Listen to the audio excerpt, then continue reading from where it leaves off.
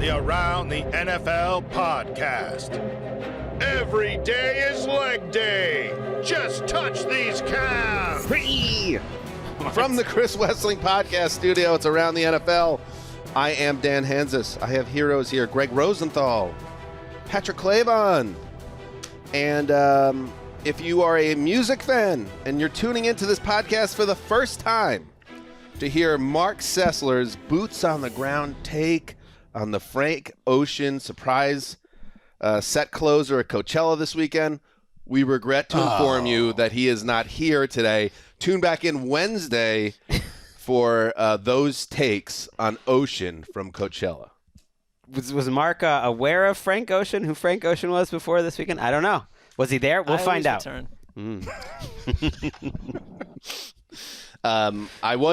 There were a couple Easter eggs there on Instagram, including the shot in front of the wheel. And once you see somebody's at Coachella, it's like the shot in front of the big Ferris wheel. That's it. That's the one? That's like if you go to Paris, you get the shot in front of the Eiffel Tower. You do the Ferris wheel. I've never been. I haven't been yet. Yeah, as I Google to see what it is. Oh, it's literally a Ferris wheel. All right. We have a bunch of 20-somethings behind the glass. So raise your hand if you've gotten a photo in front of the Ferris wheel. Go ahead. Yeah, Stapleton. There she is. Why sheepishly? Stand on it. All right. So, how was everybody? Great. I'm glad that I was able to spend a little extra time with you guys today. It was a solid weekend. We were delayed. And we were able to have discussions and fellowship, and it was good. And I appreciate Zumwalt, who does the drop at the beginning of the show, noticing the work I've done on my calves. Unbelievable. I'm not jogging at a pretty slow pace, right, or lazily biking for 30 minutes at a time while I watch TV for nothing. It's for the babes. For the listening audience. And unfortunately, we're sitting at desks. Gregg has cutoff shorts, very high on the quads, and then just those calves just bulging. What a piece of work. Not a very reactive muscle because you work them so much, so it takes a lot. And Gregg has clearly been putting in a whole lot. Good call. Who said this podcast doesn't have sex appeal? I thought we'd get 70 minutes on the Frank Ocean set today, so I don't really have anything planned. But we'll try to figure something out on the fly here. Today's show, a star quarterback gets paid. The Cardinals continue to wrestle with an unknown future, and this is fun. We've been tinkering with some complicated and unique tech ahead of today's show. Oh. Yes, we have. No. Oh, hi, Dan. Were you looking for me? No. Not you. Go away. She is reaching kind of clinger status. I wasn't expecting that. No, I'm referring to our patented Wheel-O-Matic Randomizer for a chat today on team needs ahead of the 2023 NFL Draft, which, Patrick, begins Thursday night in Kansas City. Yeah. How about that? April 27th. You can Next Thursday night. Yeah, you can catch the coverage on NFL Network. The coverage is presented by Verizon. The 2023 NFL Draft is presented by Bud Light. You can tell Patrick's been doing a lot of network shows. How much money just went into your bank account as you uttered those two $0, Dan. Anyway, that's it. Before we get into anything, though, let's do some news. Hurts in the gun. Hurts. This time fakes. He's back. He's looking deep. He wants A.J. Brown, and it is caught for a touchdown! A.J. Brown! It's double coverage. It doesn't matter. He throws the ball into an area where A.J. Brown can make the adjustment, and he's jockeying around, and he makes that proper adjustment to the football for a touchdown. He runs through contact so well. 45 yards, Mike Quick. Jalen Hurts, and yes, A.J. Brown. Incredible chemistry they displayed throughout the 2022 season, and that should continue going forward after the Eagles and Hurts, that was from the Super Bowl, of course, I should say, reached agreement on a 5-year, $255 million extension that includes nearly $180 million guaranteed. The Eagles have confirmed Monday that a extension is in place. The financials not, but they're out there. It's the biggest contract in terms of average annual value in NFL history. Deshaun Watson's $230 million contract signed last year with the Browns is fully guaranteed. That's still the biggest in terms of guaranteed money. But Greggy, Hurts also gets what he deserves. A ton of money, a lot of guaranteed money, not as much as the other guy, but a ton, and a no-trade clause. He's set up with the Eagles. Both sides figured out. Yeah, $110 million fully guaranteed, $126 guaranteed by next March, and a no-trade clause, which is interesting. I think we get into the money later, but to me it's just like one of the best development stories that we've seen over the last 20 years. To think where we were at this point only 1 year ago, coming off that Bucs playoff game where Todd Bowles cooked up the Eagles pretty good. Showed a lot of looks where the offensive line was confused. Jalen Hurts was confused. Oh, can Jalen Hurts handle the blitz? Oh, this Jalen Hurts story was nice that they ran a lot in the second half of the year, but does that really have legs? Can this guy really play quarterback? The big question about Hurts coming into this year was, can he be a long-term guy? The idea of him being one of the best quarterbacks in the league wasn't on anyone's mind, and his play in this season was so good. I think as big a Hurts fan as I could be, and yet I did not expect him to be that good. He's one of the most effective runners, and that was one of the most effective running seasons in NFL history from a quarterback.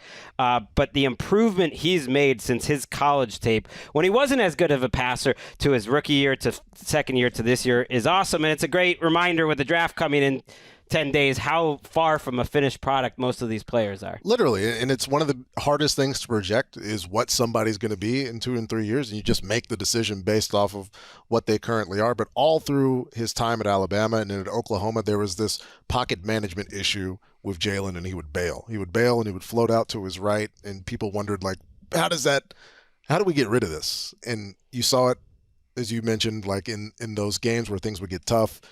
It was looking for options that weren't there and giving up on the passing concepts. And then that all just goes away. And he has this 2022 season where it's, if the Eagles get decent play from Jalen Hurts, then they're going to be really good. Well, they got better than that, and they were a play away from winning the Super Bowl. Yep. And you could even pick and choose which play that was because there were any number of them.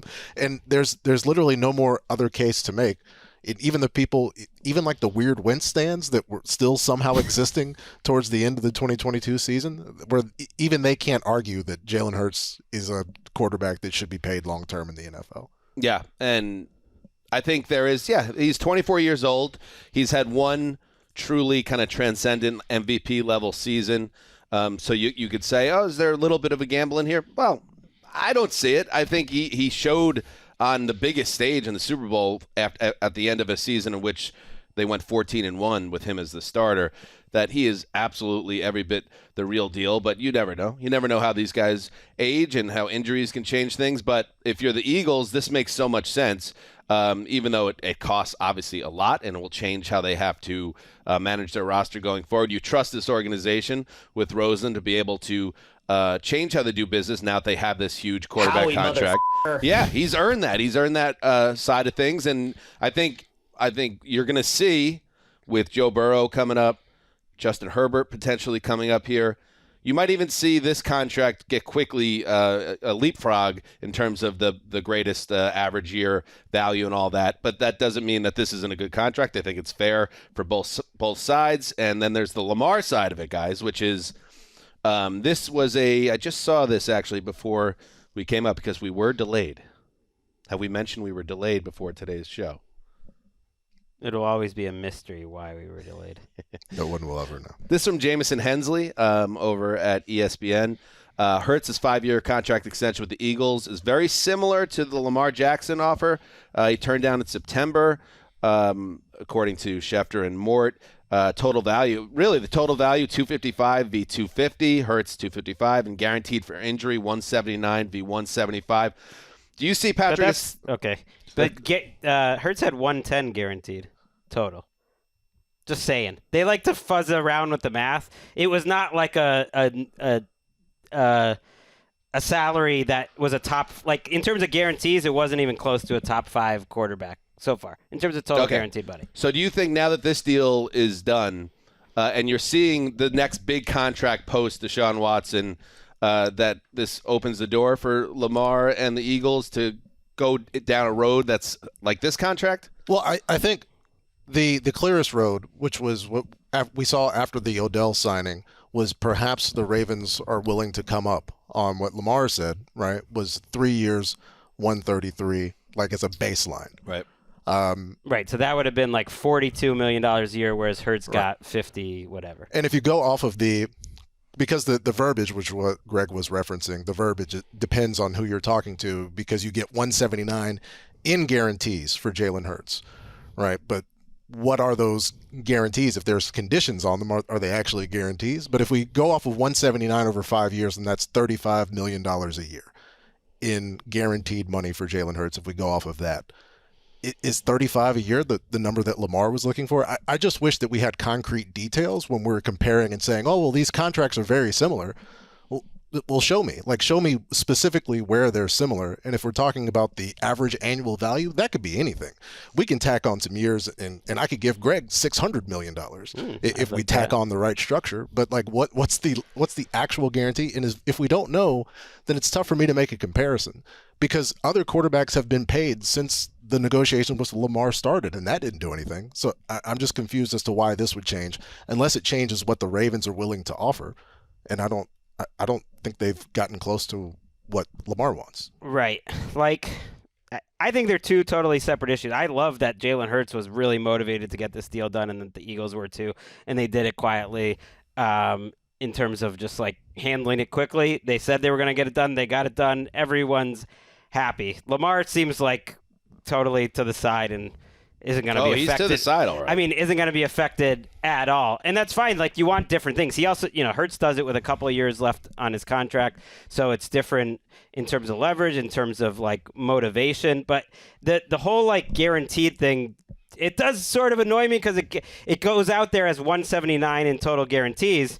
But then quickly in our article, it notes 126 fully guaranteed by March 2024. So that's the real number to me. And even then, like in theory, if something terrible happened this year, he doesn't even necessarily... So that was the real guarantee of the Lamar Jackson one?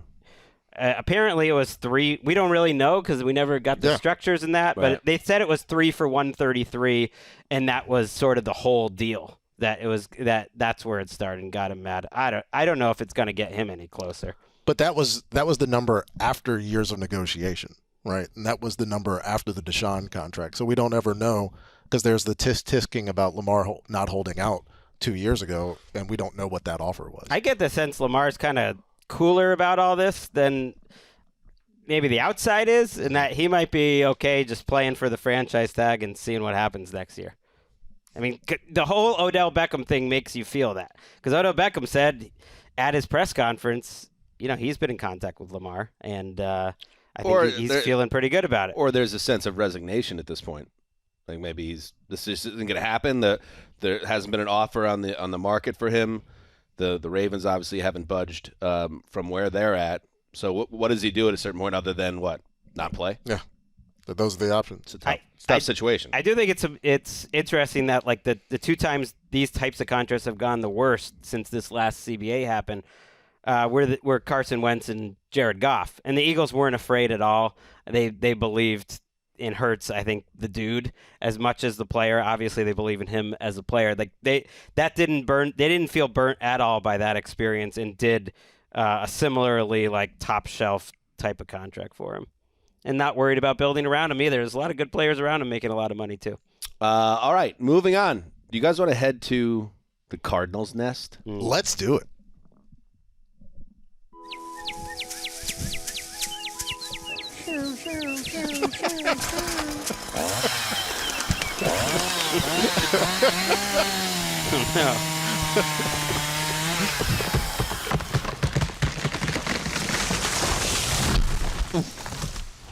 Hope everything's okay. It survived.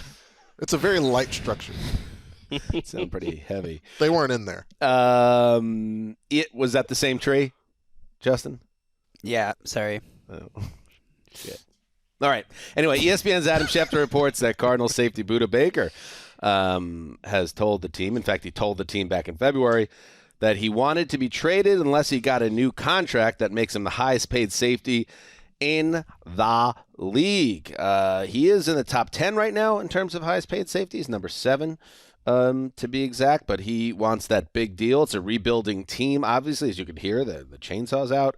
And in other Cardinals Nest news, Nuke Hopkins took to Twitter briefly to post a tweet that he was not looking for a raise. That tweet mysteriously disappeared, but with Nuke Hopkins or DeAndre Hopkins on the trade block, we haven't heard anything yet. He obviously hasn't been moved yet. Will he ask for a new contract? He's still, Gregg, making a pretty good penny right now. He's due to make nearly $20 million under his current deal. For contrast on that, Odell just signed a deal that was worth 15 up to 18. Anyway, Hopkins still with the Cardinals. This feels like a draft weekend trade. I kind of feel it. I feel it too, and I think it's interesting and important to note that look, this is triple sourced. Uh-oh. I mean, no, not from me. Oh. This is on DeAndre Hopkins' own personal Twitter account. Yep, that's one. And then he's quoted as saying Hopkins doesn't want to raise, and then he put dash Nuke. So that's like from the Twitter account, okay. Hopkins and Nuke. It's another way to get to the 3. I feel like this is about as verifiable as possible. Was it from a verified account? I believe so. All right, I that's think that's like important too. 5th person. Hopkins doesn't want to trade Nuke. It's from DeAndre Hopkins. True. That's a new one. That's Maybe it. a red flag that he signed it. Like maybe that's something somebody that hacked his account would do. I'm just throwing that out there. And it could just be a quote, right? Because he's quoting himself saying that Hopkins doesn't want to raise, but I could quote myself saying that Patrick is 8 feet tall, right?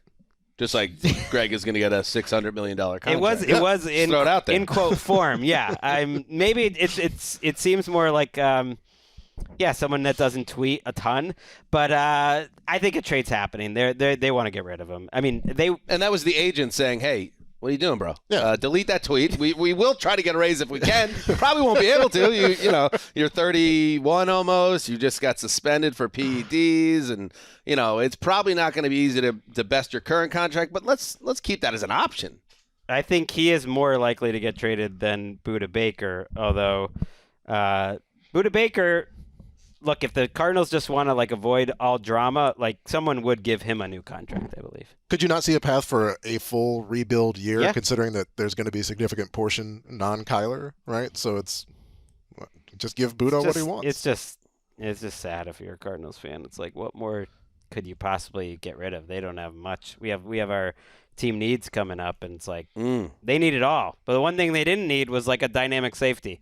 They've got one of the best, and he has 2 years left on his contract. Did you hear, by the way, Hopkins was on a podcast, and he was instructed on this podcast. It was the All Things Covered podcast, and he said they asked him if he'd want to join a team, and they sort of based on his body language. He wasn't, because he couldn't talk, but he sort of did it off body language. And what happened? And by body language, he sort of indicated he was out on the AFC East. Didn't really like the Pats or Jets, rather. But he would be in on the Bills, and he would be in on the Chiefs. So, I mean, it's just this is the part of the offseason we're at now. Yeah, let's get this deal done. I like the idea of him in Kansas City. That'd be nice. I think he likes it as well. Yeah, sounded like the he liked quarterbacks that that he one started in his the career Bills. with. I think the Bill O'Brien issue would be an issue for him, apparently. Let's move to Minnesota, where Kwesi Adolfo-Mensah, the general manager of the Vikings, held a press conference, and he was asked about Dalvin Cook, Pro Bowl running back, and he continued to use language that kind of kept the story paused, that the conversations between the Vikings and the Cook camp are ongoing. The team is trying to be, this one's ominous, solutions-oriented.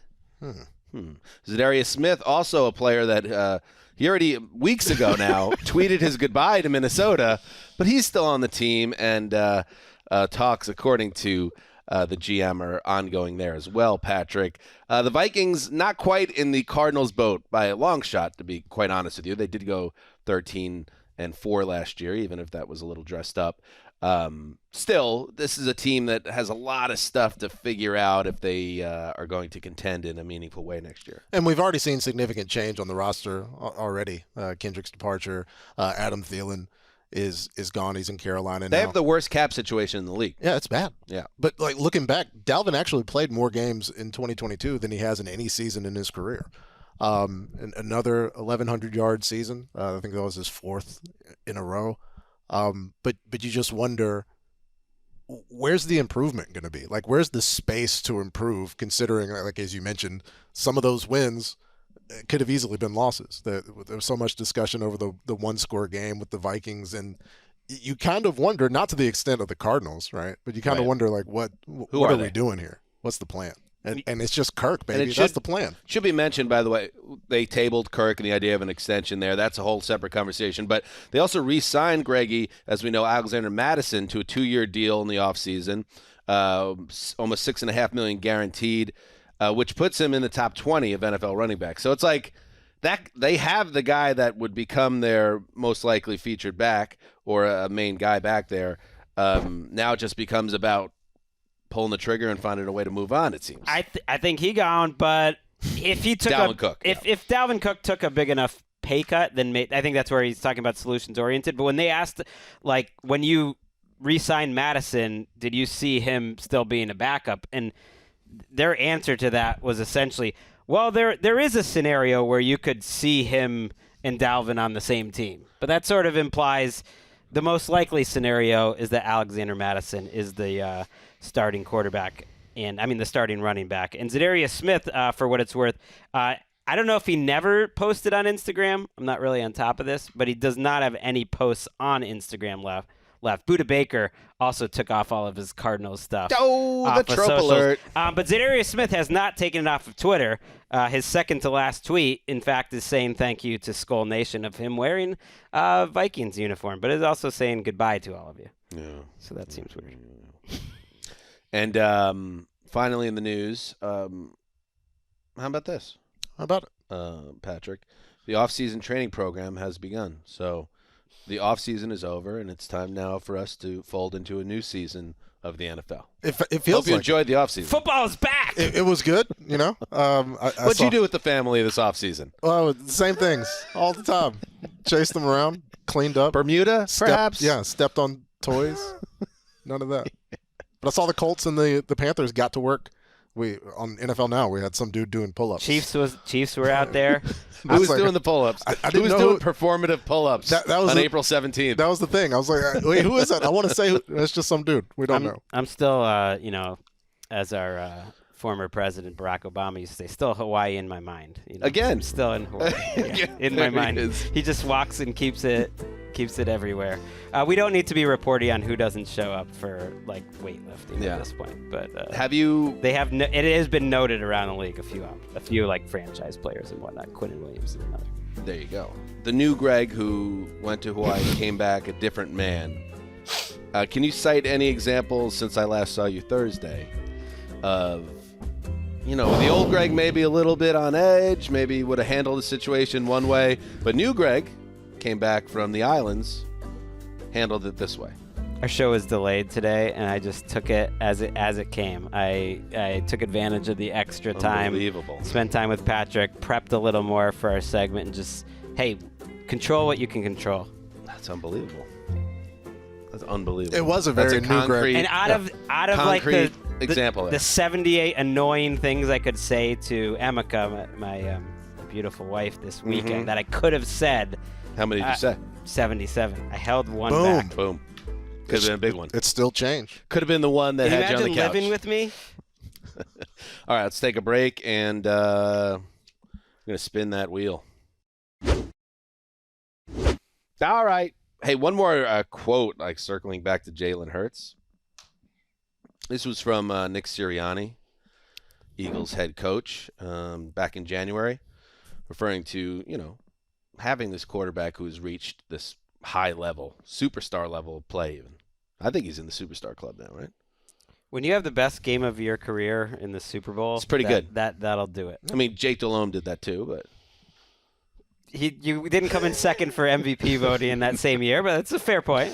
Anyway, this is what Sirianni said. It's like having Michael Jordan out there. He's your leader. He's your guy.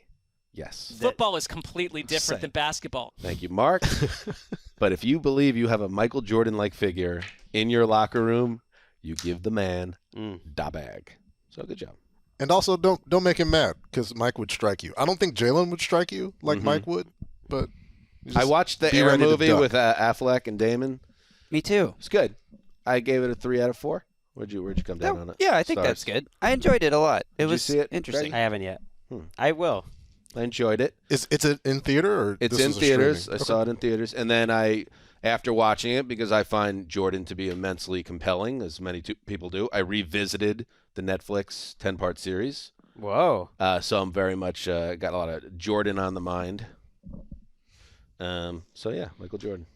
What a player, huh, Greg? I feel like Jalen Hurts is more loved probably by his teammates rather than feared. I would say so. Yeah, I would say so. Anyway, let's get into it. Let us.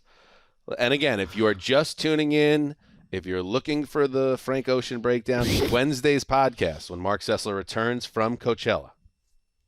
I did watch the Boy Genius set live. How about that? How did you? The streaming yeah. Enjoyed it. I mean, yeah, it's all streaming. I feel like Boy Genius checks all the Rosenthal boxes.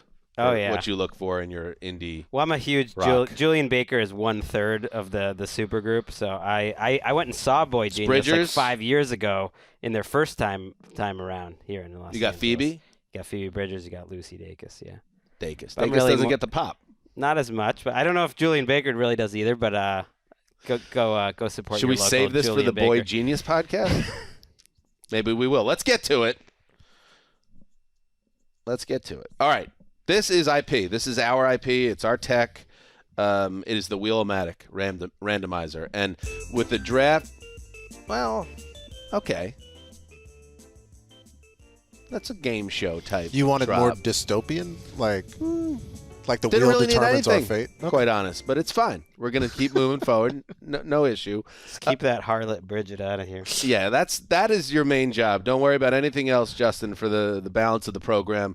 Let's just keep the Wheel-O-Matic as the IP here. We're going to spin the wheel, and wherever the wheel lands, and this is legit, like we have no idea what is going to happen.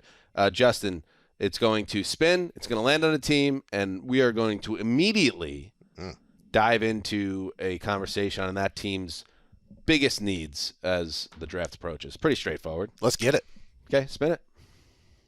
Anything we need to know, Justin? The wheel is random. That's all you need to know. Ooh. The Houston Texans are the first team up. I was reading, boys, Peter King's column. He has a popular, venerable column called Monday Morning something or other at this point. What's it called now? Football Morning in America. Used to be Monday Morning Quarterback. You know Peter King, right? Greg? Sure. Familiar with his work. King talking, in his latest column. He is a legend. Breaking down, he's talked to a bunch of people in the know. Everyone's certain at this point that Bryce Young is going number 1 to the Panthers. That is what he's hearing. So then it becomes the number 2 pick, C.J. Stroud. There are whispers out there that they are not going to take Stroud or maybe even pick at number 2. What do they need to do, Greg? What are the biggest needs for Houston? Obviously, QB is one. I mean, QB is the one. Yeah. So that's why passing on a QB at 2 would be compelling, but they could trade Pretty back. Ballsy.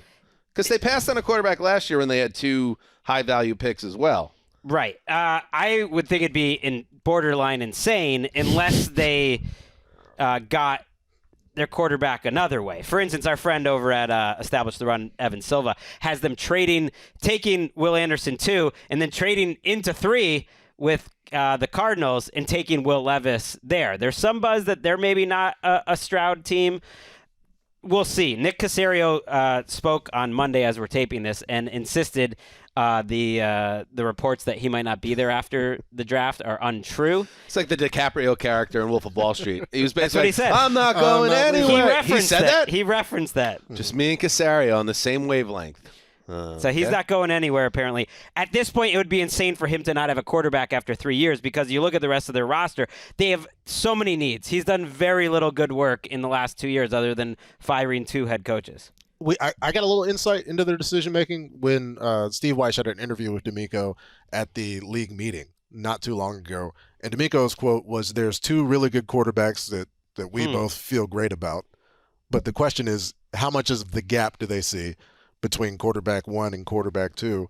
And I think if they wanted to trade out, it shouldn't be that difficult, because teams do have a favorite between Levis and Richardson and maybe Stroud, like all of these other things. You're going to want to get your favorite. And so Arizona isn't in the market, right? And so there's a path ahead, but I think, right, they do have a need for a star defensive player, and Will Anderson is there. They could do that. I don't think it's that much of a stretch where if they say, look, like, we think CJ is good, but is he number 2 overall good? And the draft history since 2010 says if you take a defender in the top 3, you're probably more likely to get Pro Bowls, playoff wins, all these other things than the second quarterback off the board. Those drafts don't have anything to do with this draft, but I think there's a case to be made. As a reminder, they have the 12th overall pick from the Deshaun Watson trade. That's the Browns pick. So if they wanted to trade back up, they're not far away. And if they wanted to wait and take the first wide receiver off the board, for instance, they could probably do that too, because they need a lot of help at wide receiver too. Right. Brandon Cooks was moved in a trade, so that is now, of course, and we were talking about it last week with Eric Edholm, the wide receiver class. There's definitely talent here. Is there first-round talent?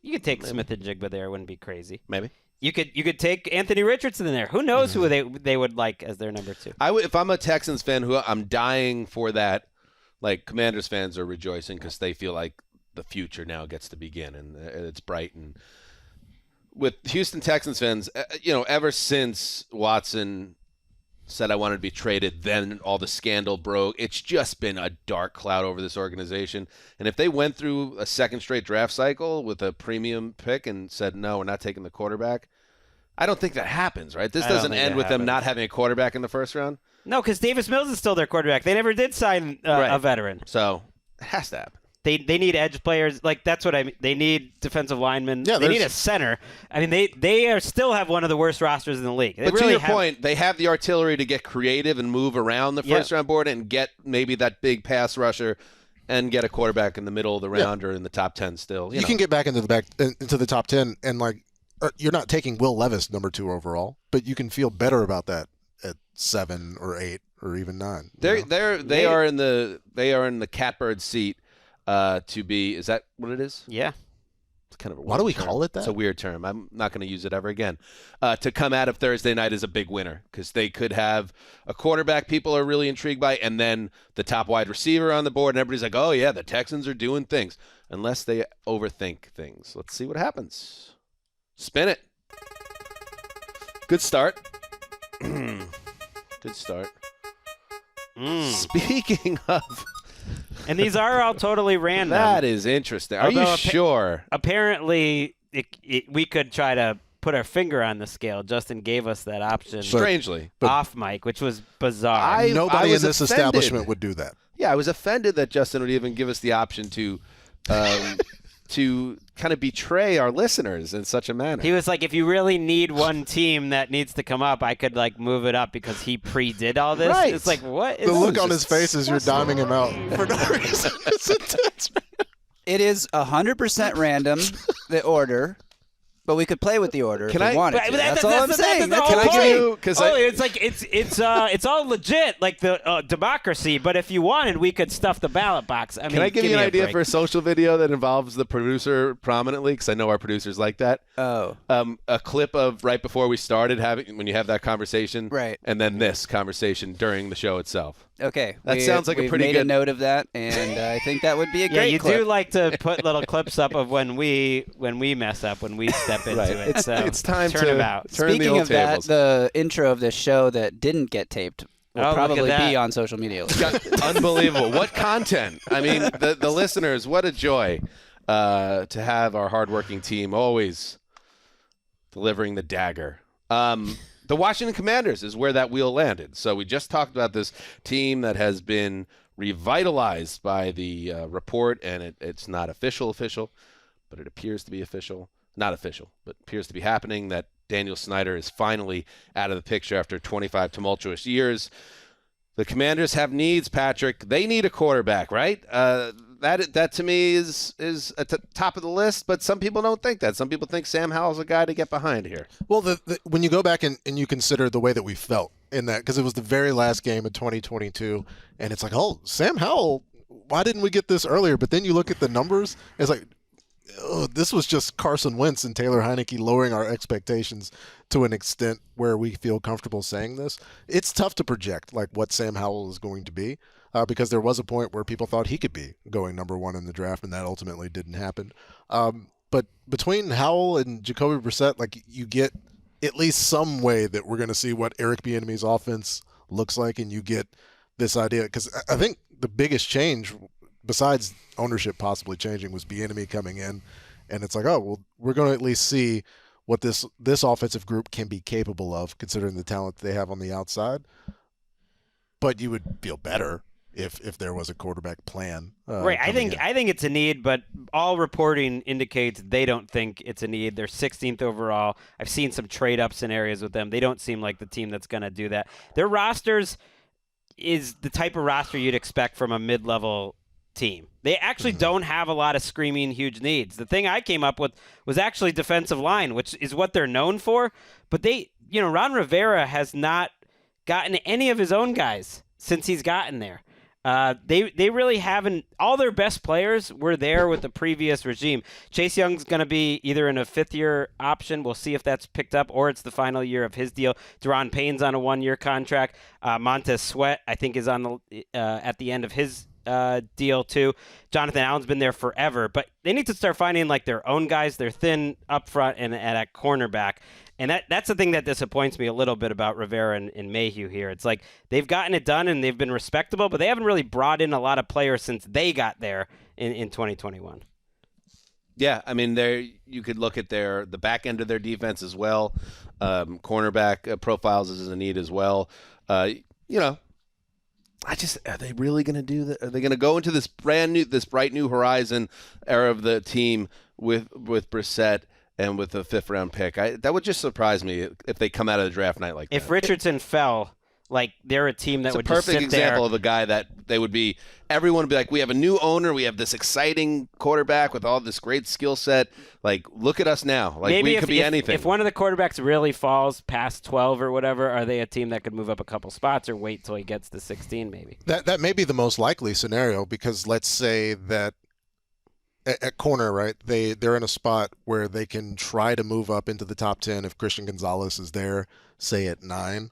Man, moving up for cornerbacks is tough, though. But it's what the team needs. Yeah. Right. If we're skipping past quarterback and saying, well, how can we get the best team that we can this year? We get a cornerback in the 9 to 12 range, not staying and waiting at 16. But if that's the case, if he's still there, that means those quarterbacks most likely were already gone, right? And so then, if you don't like the quarterback, like why reach for one just because you need to satisfy a position need? Like 2024 exists, like I don't know. Sure. And it should be stated, we talked about this, I think it was early last week, that Ron Rivera was on record saying, their hands are a little bit tied right now with decision making until they know who they're answering to. Like, what's that like? Would that take them out of a decision as big as drafting a quarterback in the first round? Would they, because of the unrest or the uncertainty, would they go more meat and potatoes in this draft? Well, and thinking like, what can help us this year right now save our jobs? Who can play right away? I'm telling you, it's weird that they're linemen, that none of them are signed long term other than Allen, and they didn't draft any of them. They could use another strength. You're disappointed in Ron because you think that's something he would be. I just all look over. at it's just weird to me that if you look at their team, you hate Ron Rivera. The best players. They struggled in the GM exercise because their best players were all brought in before they all got there. Tuffy. All right, spin the wheel. I like that it says spin in the middle of the wheel. That's a graver touch. Check us out on YouTube. We're really hitting the hits, playing the hits here at the top of the draft. Hits. And you did not, Justin, manipulate it in any way. 0% manipulation. Which I would never say that you would. In my heart, I know who you are. But once you introduced that conversation earlier, it does, the seed of doubt is planted. Let's be honest. Like, that's understandable. And it's not like you're trying to do the best show possible, just like the rest of us. So I wouldn't even see it as something dastardly. But at the same time, Greg, you got to ask the question at this point. I'm a little concerned. I promise this process was 100% random. And we'll know that if the Titans are brought up at all. That's how we'll know. Where did it just land? Sorry. The Bears. The Bears. Okay. Extra second-round pick, but that's it. They don't have some. I had some idea that they have like this huge surplus of picks, but not really. Extra second, extra fourth, extra fifth. What do the Bears need? What are we talking about with the Bears? They obviously have their quarterback, so now you're looking at a team. The defense needs a lot of work, right? They are sort of like, to me, the team that needs to have the most meat and potatoes draft. They might have the worst offensive line, defensive line combination in the league, especially defensive line, whether it's edge or defensive tackle. Like, they're almost starting from scratch. They have guys on the offensive line, and they're not like the worst, but they have a bunch of guys that you're like, oh, I would like to have a guy better than that guy. So it's not as huge a need, but it just feels like that's why they were comfortable moving down. I think they have kind of like the outside pieces, but they need just like a ton of big, smelly linemen. It's Why do they have to have a body odor issue? Why can't they groom themselves properly? Just generally, be dominant well, players. if you're a bigger player, you're just more likely to eat and sweat. And I feel like Peter Skoronski smells just fine, and he's going to have a long career I selling would Old say Spice products at the draft. If the big men inside ever heard you say that, they would take exception to it. I'm thinking of that video. Did you see Jeff Schwartz, I think, was part of it, sent out, where the offensive linemen all ate as much as they could in one meal? I think they were a bunch of prospects to see who could put on the most weight in one meal. And it varied. They went out for, steaks and whatnot. Sure. One guy didn't gain anything. The rest of them all were between 5 and 12 pounds in one meal. One guy, I think, got up to 11 pounds in one meal. How did the one guy not gain anything? I don't. These guys sharing a hotel room? Because he didn't make it through the. It's a rough one. He didn't make it through the whole meal without having to use the bathroom. Oh, okay. So the data is incomplete. That's a rough one. I actually. So I don't know what that has to do with smelly, but the bathrooms might be smelly. And I don't want to go down that rabbit hole, that hole at all. But I've wondered about the competitive eaters, what happens in that realm. How quickly is that addressed, and at what level? What are we talking? I would say within 30 minutes, it's probably. And what are we talking? What's going on? Non-traditional means. But 11 pounds is crazy. Going from one guy went from 311 to 322. Right. But you're not. What we're saying is you're not referring to body odor. You're more Yeah. Okay. Just a little bit of everything. But yeah, here's their starting defensive line on paper. Maybe I don't even know who it would be, but Justin Jones, Andrew Billings, DeMarcus Walker, Trevis Gibson, maybe throw in a Rasheem Green. That's 4 spots you would want to improve. It's a reminder that they lost relentlessly last season to get the number 1 overall pick. And they're not a good team. And the offensive line is they have guys they know and they're okay, but they could all be a little better. And the needs aren't necessarily as bad because having the quarterback, right, convinces you that things aren't as bad as they could be. If you put Justin Fields on the Houston Texans, we feel completely different about the state and direction of the franchise. And so it's not as bad as it was, but I think at 9, right, when we're talking about what they do coming up here in a week and change, I think it's literally, it's a cliche, but the best player available. And I don't know if they reach for a lineman just because it's a particular team need. It's pretty good. We're hearing it's a pretty good offensive lineman class. I feel like they're in a good spot at 9 where they could either take the top tackle or maybe it's the second or third edge player. I think you're right, though, Greg. I think this will be seen as the Bears look to the trenches to build around Justin Fields and to improve that defense. That's where we see this one going. All right, what else? Let's see what has been randomized. This feels like Jets. Oh, it is the New York Jets. How about that? I had nothing to do with this. This is completely 100% random. Random. So don't take it out on me. The New York Jets. Well, I guess they don't need a quarterback, probably, but we don't know for sure. But probably not. Jeez, I don't think so. I think with the Jets, you're looking at Corey Davis is still there, which is kind of interesting because I think it was a foregone conclusion that they were going to move him. They were very interested in Odell. I'm glad they didn't pay for Odell. I was happy how that turned out, but I don't see them necessarily out at wide receiver. But I think that the top of the draft, and let's see, where are they at? They're at 13. 13. Right? I think that is going to be an offensive lineman. I think they are going to put focus at that spot and continue to hit it hard, because Joe D, for all his talk and everything you hear about offensive line with that team, or the trenches and coming from the Eagles model of how to build a team, they still don't have a very good offensive line. And if they like a guy there, I think that's where you're going to see a pick here, a tackle. You have Mekhi Becton and Dwayne Brown. It's like between those two, could you count on one of them? Maybe one of them. You also need a center. You're okay at guard. But, yeah, a tackle. Edge. I know Carl Lawson's still there at least for another year. They took Jermaine Johnson last year. It was okay. But I think they could want an edge player. And there's no problem with having depth. Like, let's say it's a Paris Johnson Jr.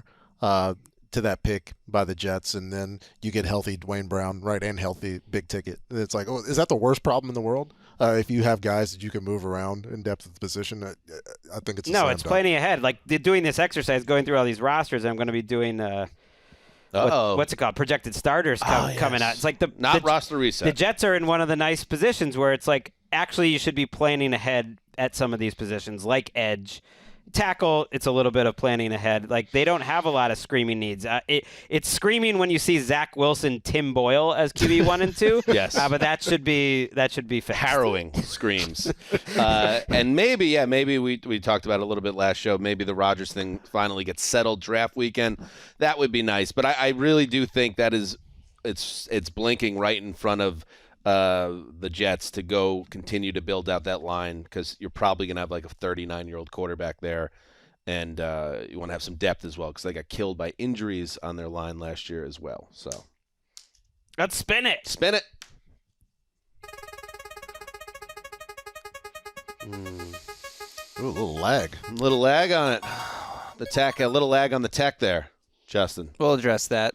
Was that a producer issue or more just the video? That was a thing I could replace for the YouTube. No one would ever know, but now might as well keep it.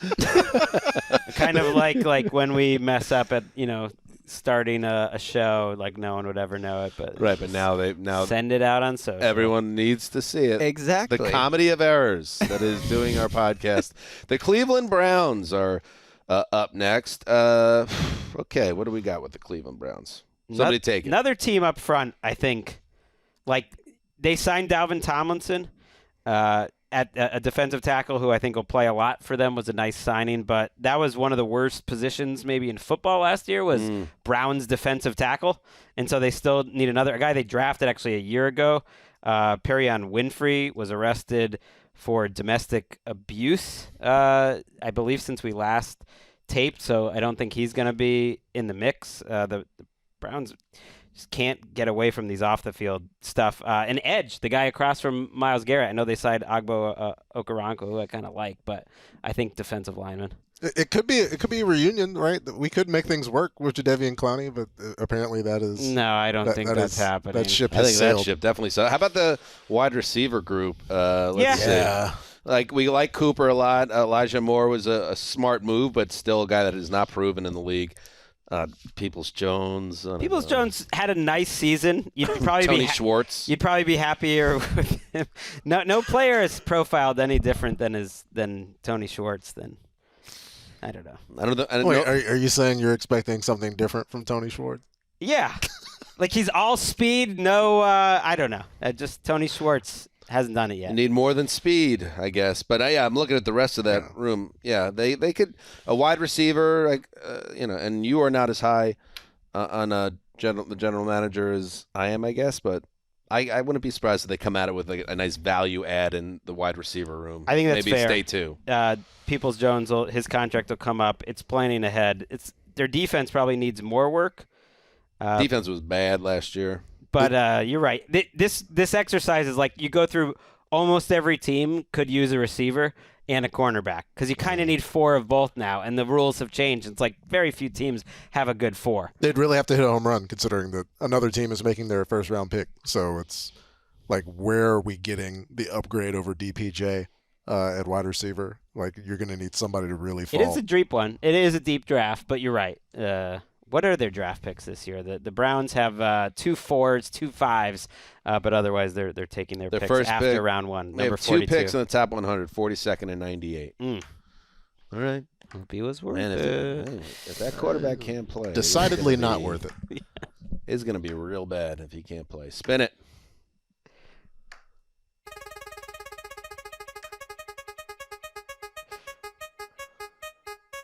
Oh, it's the Patriots! They're back, baby! Greggy. The New England Patriots. Yes, their draft picks are let's see, what do we got? I'm gonna start doing this a little late into the exercise, but they are 14th overall, and then they pick 46th overall in the second round. They have a third round pick, a fourth round pick, 2 fourth round picks. Okay. 3 fourth round picks. Here we go. I gotta say their roster is like not bad. They're kind of like, they don't have a ton of screaming like capital N needs. Tackle, I would say, is one of them. It's not like a lot of fun. Their defensive line is older and not great. They could use a cornerback. They could use one of those nice pass catching tight ends. That's what I would like. I know they have Hunter Henry, but in the first round, I want something splashy. Yeah. I mean, Hunter Henry's, give me one more year of him and I'm good. So let's take a guy who you can have for 5 years. What about Darnell Washington? Too early to take him. That right? seems like a Patriots type of pick, but I would be more into like the Dalton Kincaid of it all. I like the tight end. I was thinking that. I didn't mention it for the Jets either, but I think they would make sense for a tight end. Yep. We keep on hearing what a great tight end class this is, and yeah, you got Gesicki there as well. I mean, the Patriots have 4 receivers. I think they are comfortable playing Devontae Parker, Kendrick Bourne, Juju, and Tyquan Thornton. Are they comfortable playing Kendrick Bourne? Like, does Bill want Kendrick Bourne on the field anymore? He was in the doghouse, but that is something that they do, is take guys out of the doghouse. He's still on the roster. And to me, he might be their best receiver. So that's a problem. So they could be looking at receiver too, but I don't trust them. Knowing them, though, they're going to take some small – they're either going to take like a trade – they're going to trade down and take some random guard, or they'll take like an undersized small school cornerback that no one was expecting to go and annoy everyone. Yeah. It's but like they can't like – they're like, oh, is he under 5'9"? Go for it. I know, but all that glory day stuff when you had Brady leading the whole show, like, you know, they need the roster is as the kids say, pretty mid when you look at it. Yeah, like, it's just kind of Washington, where it's not bad. Yes, they need some difference makers and not just some scat back out of Our Lady of the Hopeless Miracle. In their defense, here are some players they've drafted over the last 2 years, guys they can kind of build on. Cole Strange, thought he played pretty well as a rookie in the end. Mac Jones, we'll see. Ramondre Stevenson, Barmore, nice player. Jack Jones, nice player. Marcus Jones, nice player. They actually, Zappy, we'll see. He's talking himself into it. Just saying, they've got some young players. So this keep is post-Hawaii Gregg. If you can get 3 good years of drafts in a row, and I would say they've had 2 in a row, then you could be doing something. Throw Bailey Zappi in there. Anyway, Mac Jones gets traded, by the way. He's a 4th-round pick, Patrick. What? He's looking like at worst a good backup. They're good at drafted backup quarterback. That's a nice pick. Thursday night comes and we hear Mac Jones. Where's Bailey Zappi in your backup ranking? He's got potential and he played pretty well in his 2 games. What about that? Mac traded on draft night. They draft a quarterback, and then Bailey gets to compete for the starting job week 1 while the kid learns and develops. Any chance? Well, I have to admit, it took me until this last weekend to finally watch Anthony Richardson, and my God. I mean, give me some of that. Let's go. How could that not work? Someone with that pocket presence and that athleticism, he's alive, he's a real quarterback. Let's draft him and trade Mac over to the Ravens. All right. Okay. How about that? I'm sure that's what Odell Beckham signed up for. Pause right there, everybody. We're going to spin the wheel some more, but first, a word from our sponsors. All right, spin the wheel.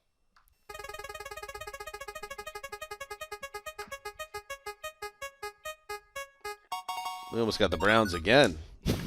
No duplicates. That would have been a tough one. We got the, Carolina Panthers? Yes. Yep. All right. So what do you do around Bryce Young? Because I think if Peter King has said it, then by God, it's got to be the case. Right? Wait, what are you taking shots at King there? No.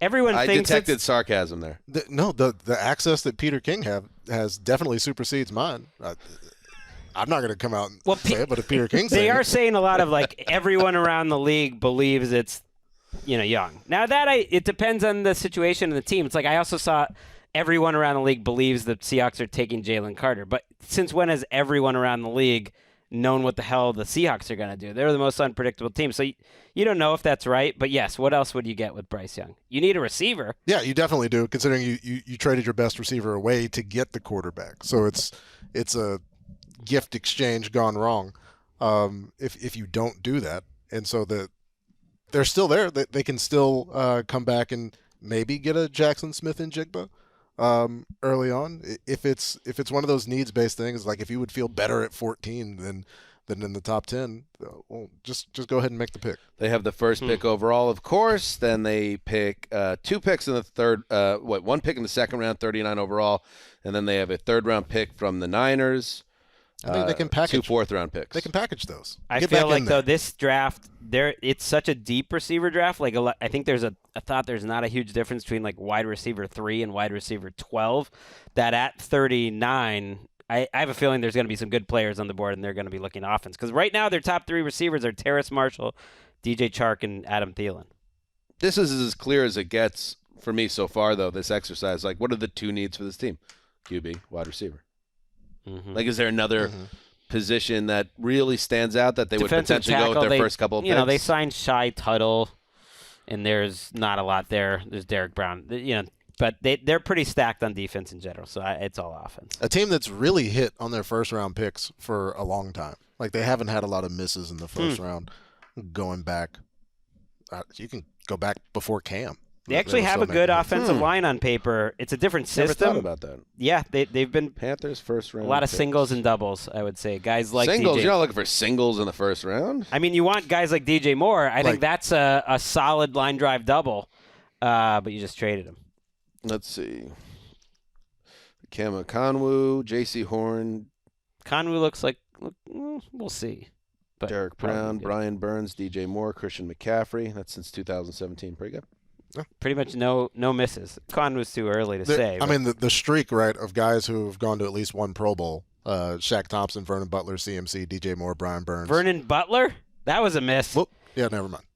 30th overall, 2016. See, I stopped at 2017 late to help though. your point. But I mean, if we go back, you brought him in. J.C. Horn looks great. Jonathan Stewart, Cam Burns Newton, looks Luke great. Kuechly. I mean, come on, Kelvin Benjamin. I'll give it to you, but they're going to be super motivated though to have a good offense around. Like they're going to want to give Bryce Young, if that's him or whoever the quarterback is, and Frank Reich, who's an offensive coach, as much of a chance as possible. Dang, yeah. Going Cam and Kuechly back-to-back in 11 and 12 set that organization up. They want to do it again now. Spin it. Spin. No glitches. No glitches. Look at the smooth turn. Landed Los Angeles, baby. The Los Angeles football Rams. Matthew Stafford came out, by the way. He was interviewed somewhere and said, listen, I'm not a kid anymore. My bod. But I'm all right. Don't count me out. No. I can still sling it, and I'm ready to play. For the Rams, it appears. They still don't have a first-round draft pick. Yeah, it's tough. Still. And next year they will potentially, right? A lot of departures in the secondary. They do have one secondary. next year. They do have 2/3 because they got the Rams. A little disappointing, and they have 3 compensatory fifths. But it's 36th overall. It's like they're saying like now we're more focused on the draft, but it's like you don't actually have that many draft picks, so they could trade down. They don't have any cornerbacks right now, and that whole idea of like, well, they're not going to be as injured this year on the offensive line. If you look, their offensive line still looks pretty terrible on the interior. It's like the same guys that weren't good before. So those are 2 positions. It's wild to have one of the better offensive players in the entire league, and then Matt Stafford coming back, and what could conceivably feel like a rebuild on both sides of the ball, where they're a weird especially team. In the secondary, we don't even know. So Rapp's gone between him and Ramsey. Like there was so much moving and shaking in that secondary anyway that like what's the plan? They have no pass rush either, so like that secondary is going to have to hold up. Our friend Jordan Rodriguez basically reading between the lines been saying like They're almost punting defense this year. So I think they're going to go as hard as they can. That usually doesn't end well? No, I think they're going to go as hard as they can on offense in the draft, maybe trade down. She definitely didn't say that, but it just feels like they think they can kicks every time. They think they can have a great offense still. They actually, between Cup. That's important you said that Jordan didn't actually report that, because if she listens to the show, she's probably like, Gregg, she didn't in report the car. that at all, but I just think they're focusing on offense and realizing they're going to have to rely on coaching on defense. And so I think they're going to be drafting offense too. Very good. All right, you want to do one more? Spin it. I'm going to do 12 more. In your mind. There they are. Hey-o, the Detroit Lions, the 2022 team of around the NFL. We love them Lions. Let's see what we got. Let's make it 23-2. They're the most fun team in the draft, I think, with 6-18, because they don't have crazy huge needs. Yes. And their needs feel like they're at. Getting better than this, my God. And they have 2 seconds too, 48 and 55. The Rams, they would love to have the Lions, pick if you're rebuilding through the draft. This is a flashpoint moment for the Lions. They nail this draft. Look out. Look the F out for Detroit. I can do some reporting here. Let's hear it. Noted Lions fan and dear friend of ours, Cynthia Freeland, when she saw Budda Baker requested a trade, she said, that's it. Go do it. Get on the phone right now and get Budda to the Detroit Lions. So I'm going to list safety as a need and say they can make that happen, because everything feels like icing on the cake at this point for this Lions team. I think quarterback is not a screaming need, but is a need. So I think they have to be thinking about Richardson at 6, or if someone fell at 18. I think tight end is a need, actually. You remember that guy, Brock Wright, who got that one pass all season against the Lions? He's like their starting tight end. So they could take a tight end at 18, perhaps, or use one of those. That makes a lot of sense. Or use one of those second-round picks. I think they could still add at cornerback. I know they signed a couple in free agency, but not a. They might like their tight end room, though, because that was weird, because Hockenson was a big lift, I thought, for Minnesota's offense, but Detroit's offense didn't really take a step back without him, I thought. Yeah, so maybe they're happy internally with what's going on. It was kind of a utilization thing. Yeah, right? I think they need one more dynamic receiver, whether it's a wideout or a tight end. Like Jameson Williams, I'm excited about him. Amon-Ra St. Brown, he's great. But their next best receiver after that is who? I don't know. Marvin Jones is there. Josh Reynolds. It's like I'm going full Jordan Rodriguez. I'm punting on offense if I'm the Lions, and I'm loading up. That's what they did. I'm going the other way. Defense. Okay. And I like that. Let's bring in Budda. So we'll cover safety there via transaction. Maybe give up a draft pick. What are you going to give up for Budda Baker? You have 2 seconds. Day 2 pick. You could if you gave up that second for Baker, maybe even a 3rd-round pick for Baker. Feeling good what about about that. a 2 and a 3? That's a little. We'll see if they move. It's a little rich. See if they blink. Just make the offer. All right. Did you want to spin it one more time, or do we want to say goodbye? We're pretty deep into the show now. Sounds like you want to say goodbye. I kind of feel like this feels like the right time. We did it with the Lions. Yeah. 9 is a kind of a weird number, but who cares? We did. That was our ninth one. Ninth now team, we got to do one more. All right. You got to do Here that. we go. See, he did it. Good job, Justin. Good producing there. This could be the best moment of the show. Right now. No. Oh, we don't need more Cardinals talk. What can we just spin it again? The Cardinals need a rudder. Yeah, they need everything. they need a. All right, we did the card. No, but we can't do 11. Okay. We're gonna have to go to 20 then. Yeah, it's all coming to clarity. The Cardinals have their team need is a rudder, and all of the requests for Kyler to be more mature have come into clarity for me, is because the things that they need a front office and team leadership to do, they would like the quarterback to do it, because they clearly have some issues. They have no position, I would say, that's not a need. They have 2 tackles that are like elder statesmen. I guess that's a future need, so maybe you don't need a tackle. They have no one on the defensive line, almost no one at cornerback. Like, they need it all. And they're about to trade their safety to the Lions. All right, I guess we did the Cardinals. Yeah. That's it. Gas it up. Gas up the chainsaw, Gravedigger. That's a good way to close things. This is what they need to do.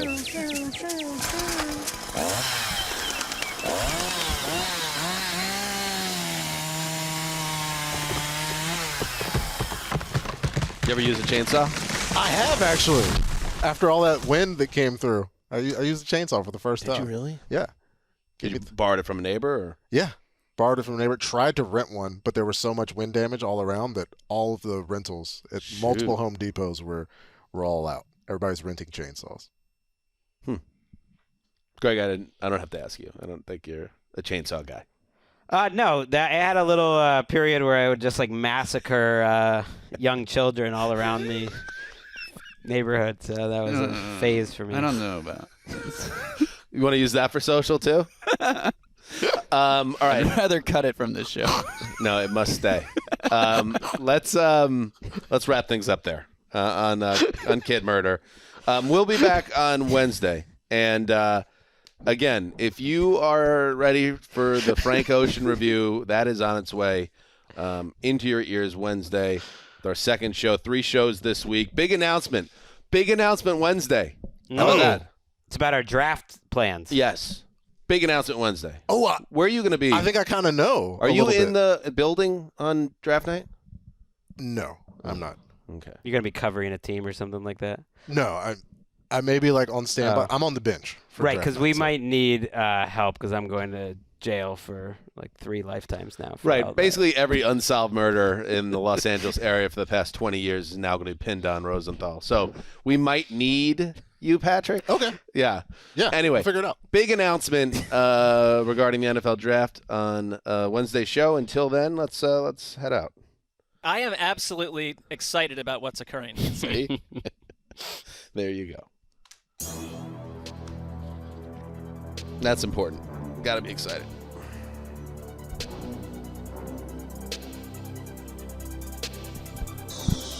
Heed the call.